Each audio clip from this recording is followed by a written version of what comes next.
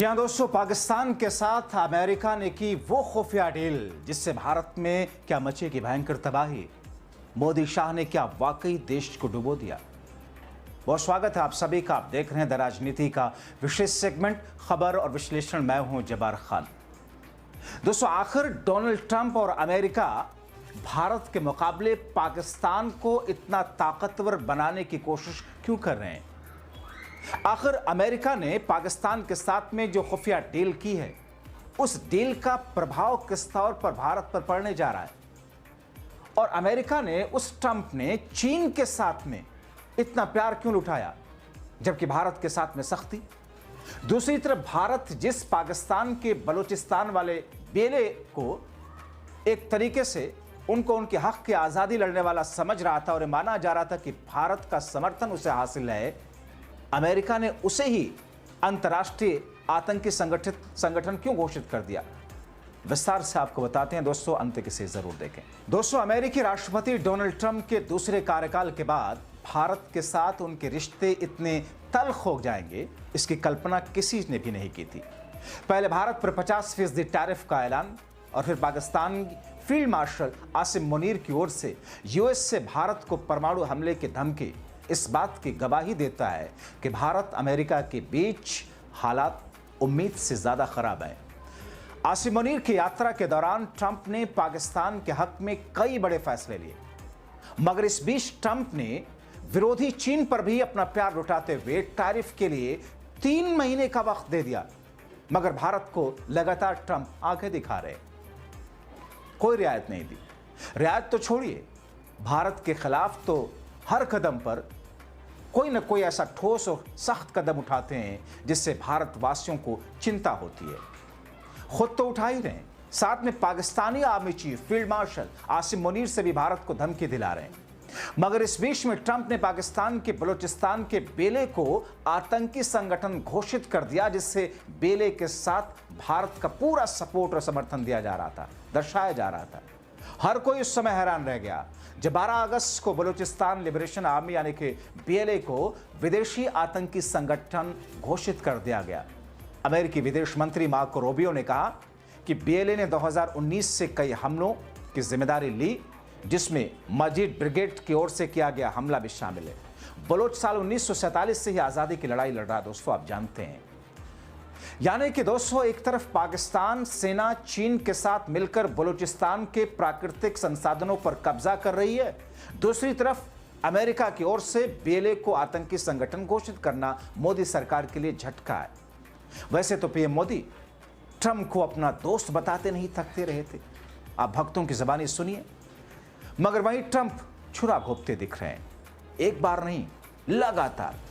लेकिन भारत के दुश्मन पाकिस्तान की लगातार मदद करके उन्होंने भारत की पीठ में ऐसा छुरा घोंपा, ऐसा धोखा दिया, शायद धोखा शब्द इस्तेमाल करना ठीक रहे या नहीं, मगर ऐसा कदम उठाया जिसकी बुनियाद पर भारत के लिए काफी ज्यादा नुकसान हो रहा है। हालांकि आपको गोदी मीडिया दिखाएगा कि साहब वो 50% ट्रंप के जरिए टैरिफ लगाने से भारत को फायदा कैसा, और आप सोचिए ये तो ऐसे ही साहब जैसे आप प्यास लगी हो और आपको एसिड दिया जाए पीने के लिए और ये कहा जाए अरे वाह प्यास के टाइम पर है, मिल गया कुछ पीने के लिए, गला अस्तर हो गया। इस बीच डोनाल्ड ट्रंप ने पाकिस्तान को 5 गिफ्ट देकर भारत के एक तरीके से चिढ़ाने का काम किया। अमेरिकी राष्ट्रपति डोनाल्ड ट्रंप ने पाकिस्तानी सेना अध्यक्ष फील्ड मार्शल आसिम मुनीर को पहला गिफ्ट व्हाइट हाउस बुलाकर उसकी मेहमान नवाजी करके दिया। ऐसा पाकिस्तान के इतिहास में पहली बार हुआ।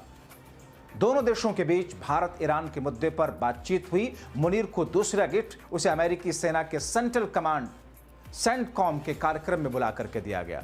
अमेरिका की यही सैन्य कमान पूरे खाड़ी देशों के सैन्य अभियान को देखती है। ट्रंप ने मुनीर को चौथा गिफ्ट भारत को खुले तौर पर परमाणु धमकी देने की आजादी के तौर पर दिया और इसके बाद बेले को विदेशी आतंकी संगठन घोषित करके यूएस ने मुनीर को अगला गिफ्ट दिया। पाकिस्तान के पूर्व पीएम इमरान खान के साथ इमरान खान के समर्थकों को लगता था कि ट्रंप उनकी रिहाई को लेकर आसिम मुनीर पर दबाव डालेंगे, लेकिन ऐसा नहीं हुआ। मुनीर को 5वां गिफ्ट देते हुए ट्रंप ने इमरान खान को जेल में बंद किए जाने पर चुप्पी साध ली। मगर उस समय अत हो गई दोस्तों, अत समझते हैं ना, हद हो गई। इंतहा किसी चीज की हो जाना। जब आसिम मुनीर ने अमेरिका की धरती से भारत को परमाणु युद्ध की धमकी दी और ये कहा कि हम परमाणु संपन्न देश हैं, इस्लामाबाद को भारत से अस्तित्व का खतरा महसूस हुआ तो वो आधी दुनिया को अपने साथ ले डूबेगा, यह आसिम मुनीर कह रहा है। दोस्तों, पिछले कई हफ्तों से दुनिया भर के रणनीतिक मामलों के जानकार ये समझने की कोशिश कर रहे हैं कि राष्ट्रपति डोनाल्ड ट्रंप पाकिस्तान के जनरलों के साथ में इतनी नजदीकी रिश्ता क्यों बना रहे हैं, जो पिछले 70 साल में सबसे लंबा और गंभीर प्रयास है।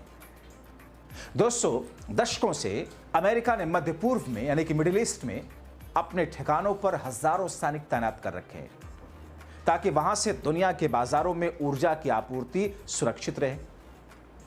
पहले कार्यकाल से ट्रंप चाहते हैं कि मध्य पूर्व में देश अपनी सुरक्षा के लिए खुद की सेनाएं तैनात करें। कई विशेषज्ञ मानते हैं कि अमेरिकी सैनिकों को अब भविष्य की ताकत के बीच में होने वाले युद्ध की तैयारी करनी चाहिए। ट्रंप के कुछ सलाहकार कहते हैं कि इसका सबसे अहम हिस्सा रियाद, सऊदी अरब में फैला एक विशाल सैन्य मुख्यालय है, जहां एक पाकिस्तानी जनरल उस सेना की कमान संभालता है जो अभी तक बनी ही नहीं। 243 देशों के Islamic military counter terrorism force यानी कि IMCTC, जिसके कमान 2016 से पाकिस्तान के पूर्व आर्मी चीफ जनरल राहिल शरीफ के पास है। उसका महत्व इस कहानी से जुड़ा है कि किस तरीके से अमेरिका मध्य पूर्व की सबसे बड़ी ताकत बन गया। 1938 में सऊदी अरब में विशाल तेल गैस भंडार मिलने के बाद अमेरिका ने वहां की ऊर्जा ढांचों में भारी निवेश किया। सेकेंड वर्ल्ड वॉर के दौरान उस ढांचे की सुरक्षा के लिए अमेरिका ने ईरान, ओमान, सऊदी अरब में सैन्य ठिकाने बनाए। शीत युद्ध यानी कि कोल्ड वार शुरू होने से पहले अमेरिकी नेताओं को पता था कि इसका मतलब क्या है। 1944 में राष्ट्रपति फ्रैंकलिन डिलानो ने एक ब्रिटिश राजनयिक से कहा कि पर्शिया यानी कि ईरान का तेल तुम्हारा, हम इराक और कुवैत को तेल बांटते हैं और सऊदी अरब का तेल हमारा। अमेरिका अपने पहले 100 साल के इतिहास में विदेशी सैन्य संघर्षों से दूर रहने का समर्थक रहता था, लेकिन इतिहासकार जॉर्ज गाडिस लिखते हैं कि बिना औपचारिक साम्राज्य बनाए अमेरिका एक साम्राज्य का मालिक बन बैठा। अमेरिकी राजनयिकों का भी इस साम्राज्य के माने साफ समझ आ गए थे। 1946 में मॉस्को से भेजे गए एक मशहूर राजनयिक संदेश में जॉर्ज कैनन ने लिखा कि सोवियत संघ खुद को पूंजीवादी देश के घिरे एक दुश्मन घेरे में देखता है, लेकिन सोवियत अपेक्षाकृत कमजोर थे, अपने पास बड़े साम्राज्यवादी मंसूबे नहीं थे। इसलिए कैनन ने कहा, यह समस्या हमारे काबू में है और इसे किसी बड़े सैन्य संघर्ष के बिना हल किया जा सकता है। अब डिक्लासिफाइड CIA दस्तावेज बताते हैं कि पाकिस्तान को इस रोकथाम रणनीति में शामिल करने के नतीजे पर अमेरिका ने डलेस के गोरखा वाले बयान से कहीं ज्यादा गंभीरता से सोचा। 1949 के अंत में भारत के इंटेलिजेंस ब्यूरो के डायरेक्टर TS संजीवनी ने CIA से संपर्क किया ताकि तेलंगाना में वामपंथी विद्रोह को रोकने में मदद ली जा सके। इन मुलाकात ने कैनन को ये यकीन दिलाया। इतिहासकार पॉल मैगार के अनुसार अमेरिका को भारत की सीमाओं से बाहर देखना होगा और बाहरी खतरों पर नीति को प्रभावित करना होगा।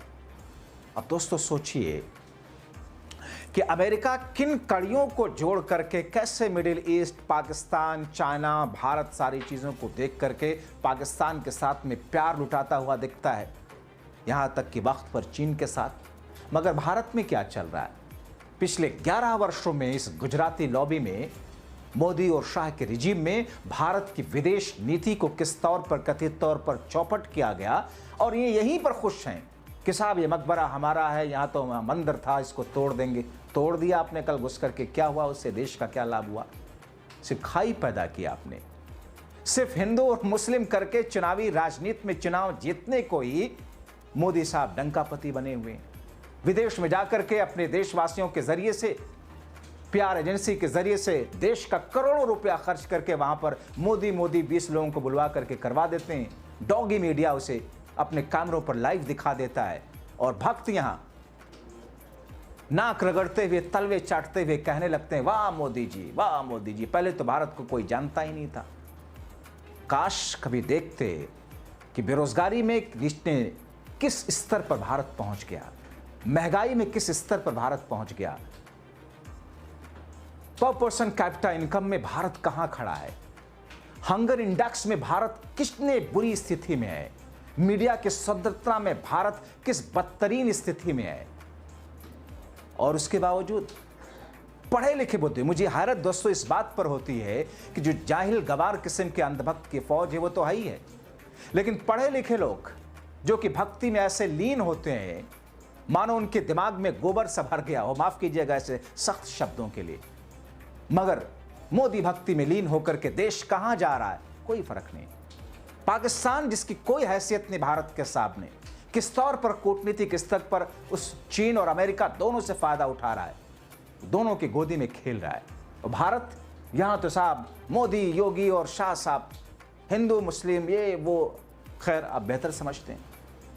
वापस आता हूं दोस्तों, 1950 की शुरुआत की बात करूं, वर्षों में उस दौर में भारत ने शीत युद्ध में किसी पक्ष का समर्थन करने से इनकार किया था। एक दौर वो था जिस दौर को कहते हैं ना ये गुजराती लॉबी, नेहरू ने ये किया, पहले प्रधानमंत्री अगर बनते पटेल तो ये होता। अब इन विचारों को कौन समझाए कि देश के आजाद भारत के पहला चुनाव होने से पहले ही पटेल का देहांत हो गया था। जो पहले अंतरिम सरकार बनी थी उसमें नेहरू जी प्रधानमंत्री थे, लेकिन भक्त अंधभक्त उन्हीं लाइनों को लेकर के चिल्लाते रहते हैं। भारत ने उस वक्त गुटबाजी से इनकार किया था, जिससे अमेरिका ने पाकिस्तान के साथ गठबंधन पर और गंभीरता से विचार करना शुरू किया था। पाकिस्तान का असर मध्य पूर्व में धर्म, बड़ी सेना और 3 अहम क्षेत्रों से लगी सीमाओं के कारण था। ईरान, सोवियत विस्तार के संभावित निशाना, सोवियत समर्थक चीन और अफगानिस्तान। CIA के एक आकलन ने चेतावनी दी कि पाकिस्तान को सैन्य मदद देने से भारत का यह शक पक्का होगा कि एशिया की असली समस्या कम्युनिस्ट क्रांति का खतरा नहीं, बल्कि पश्चिम के सैन्यवादी देशों की अनुचित नीतियां। दोस्तों, मैं आपको इतिहास की बातें इसलिए बता रहा हूं कि आप सोचें, देखें देश चलता कैसे है, दुनिया के नक्शे पर क्या कुछ हो रहा है, कैसे एक आयरन लेडी कही जाने वाली प्रधानमंत्री ने दुनिया का भूगोल नक्शा बदल दिया था पाकिस्तान के 2 टुकड़े करके। मगर आज आप जानते हैं क्या हुआ। इसीलिए इतिहास की ये चीजें आप देखिए, समझिए। खैर, उस वक्त अगर पाकिस्तान को सैन्य मदद से वंचित किया गया तो देश चलाने वाले अविभाजित वर्ग कमजोर होंगे, ऐसा कहा गया। कट्टरपंथी धार्मिक ताकतें मजबूत होंगी जो पश्चिम से करीबी रिश्तों का विरोध करती हैं और कश्मीर पर ज्यादा आक्रामक नीति चाहती हैं। शुरुआत से ही पाकिस्तान के पास में एक ऐसी बढ़त थी जो सिर्फ ताकत के संतुलन की गणनाओं से आगे थी। जैसे आज ट्रंप करते हैं, वैसे ही अमेरिकी नेता पाकिस्तान के बेहद पश्चिमीकरण और पूंजीवाद समर्थक नेताओं की तुलना भारत के वैचारिक रूप से विरोध और कभी-कभी सांस्कृतिक रूप से सीमित नेताओं से करते हैं। 1955 में पाकिस्तान में अमेरिका के राजदूत हॉरेस हिल्टेट ने डैलस को लिखा कि वो जनरल इस्कंदर मिर्जा को प्रोटोकॉल तोड़ करके राजकीय यात्रा पर बुलाए। चिट्ठी से साफ था कि हिल्ड्रेथ पर उनके दामाद हुमायूं मिर्जा जनरल इस्कंदर के बेटे, जो कि उस समय हार्वर्ड में पढ़ रहे थे, उनका प्रभाव था। इसके विपरीत भारत के नेता अपने साम्राज्यवाद विरोधी विचारों को खुलकर रखते थे और अमेरिका के तुर्की और मिस्र के साथ में सुरक्षा समझौतों की आलोचना करते थे। ऐसे मुद्दे जिनमें वॉशिंगटन को लगता था कि नई दिल्ली का कोई रणनीतिक हित नहीं है। वॉशिंगटन में बढ़ता कम्युनिस्ट विरोधी माहौल 1954 में और पक्का हो गया जब जिनेवा समझौते से वियतनाम का विभाजन हुआ। राष्ट्रपति डाइट और डैलेस को लगा कि इस समझौते ने एशिया को कम्युनिज्म के लिए और संवेदनशील बना दिया। दोस्तों, इसलिए 1954 में अमेरिका और पाकिस्तान ने पारंपरिक रक्षा सहायता समझौते पर हस्ताक्षर किए, जिससे सैन्य मदद के दरवाजे खुले। इसके साथ ही इस्लामाबाद दक्षिण पूर्वी एशिया संधि संगठन यानी कि सीटो का हिस्सा बन गया, जिसमें America, France, Britain, New Zealand, Australia, Philippines और थाईलैंड शामिल थे। इसे यूरोप के नाटो के तर्ज पर बनाया गया। पाकिस्तान का असली फायदा मिले 1954 से 61 के बीच में पाकिस्तान एयरफोर्स को 130 F-86F Sabre jet fighter, 24 Martin B-57 jet bomber मिले और वो नाटो के बाहर पहला देश बन गया जिसे लॉकहीड F-104A स्टार फाइटर दिया गया। 1973 के युद्ध के बाद में प्रधानमंत्री जुल्फकार अली भुट्टो के सरकार ने सीटों से नाता तोड़ा, चीन के साथ गहरे संबंध बनाने शुरू किए, लेकिन कुछ परिस्थितियों ने इस्लामाबाद को पश्चिमी देशों के लिए एक अहम सहयोगी बना रखा। 1970 से सैन्य शासक जनरल याह्या खान ने अमेरिका और चीन के बीच संपर्क स्थापित कराए। जब चीन ने सोवियत संघ से दूरी बना ली, इस रिश्ते ने पाकिस्तान को असली रणनीतिक अहमियत दी। फिर 1979 में अफगानिस्तान में सोवियत हस्तक्षेप के बाद जनरल महमूद जियाउल हक की सरकार इस्लामी विद्रोहियों तक हथियार और प्रशिक्षण पहुंचाने का मुख्य रास्ता बन गई। दोस्तों, यह रिश्ता अब ट्रंप का पाकिस्तान रणनीति का केंद्र बना है। मध्य पूर्व की रक्षा के लिए अमेरिकी बेस नेटवर्क, जो दर्जनों से ज्यादा देश में सीधी मौजूदगी, 9 स्थायी ठिकाने, नौसैनिक संसाधन शामिल करता है, उसकी लागत निकालना आसान नहीं है। इकोनॉमिस्ट का अनुमान है कि यह सालाना 73 अरब से 100 अरब डॉलर 2017 के मूल्यों के बीच, यानी कि अमेरिकी रक्षा बजट का कम से कम 15%। हालांकि आगे के ठिकाने बनाए गए रखने में कई तर्क हैं, जैसे सऊदी अरब जैसे देशों को यह भरोसा दिलाना कि उन्हें परमाणु हथियार लेने की जरूरत नहीं है और मजबूत मिसाइल रोधी सुरक्षा देना। लेकिन आर्थिक दबाव लगातार बढ़ रहे हैं। तुर्की और मिस्र की तरह पाकिस्तान भी उन कुछ देशों में है जिनके पास में मानव संसाधन और ढांचा है, जो अमेरिका की सैन्य मौजूदगी घटना पर भी फारस की खाड़ी में सुरक्षा में मदद कर सकते हैं। पाकिस्तान की सेना अमेरिका की जरूरत के कई काम, बेस लॉजिस्टिक, पोर्ट सुरक्षा, गार्ड ड्यूटी काफी कम लागत में कर सकती है और IMCTC के तहत लंबे समय तक आतंकवाद रोधी अभियानों में पाकिस्तानी सैनिकों को लगाने की वास्तविक लागत अमेरिका जान गंवाने से कहीं कम है। फील्ड मार्शल आसिम मुनीर ने दिखा दिया कि वो बातचीत के लिए तैयार हैं, लेकिन उनकी कीमत क्या होगी यह अभी देखना बाकी है। ऐसे में डोनाल्ड ट्रंप जो कदम उठा रहे हैं पाकिस्तान के साथ स्नेह दिखा करके, जाहिर तौर पर भारत में अब नीति में बदलाव की जरूरत है, मगर मोदी और शाह उनकी सरकार तो खामोश है। आप क्या कहेंगे? अपने राय कमेंट बॉक्स में जरूर लिखें। अभी के लिए इतना ही, बहुत शुक्रिया।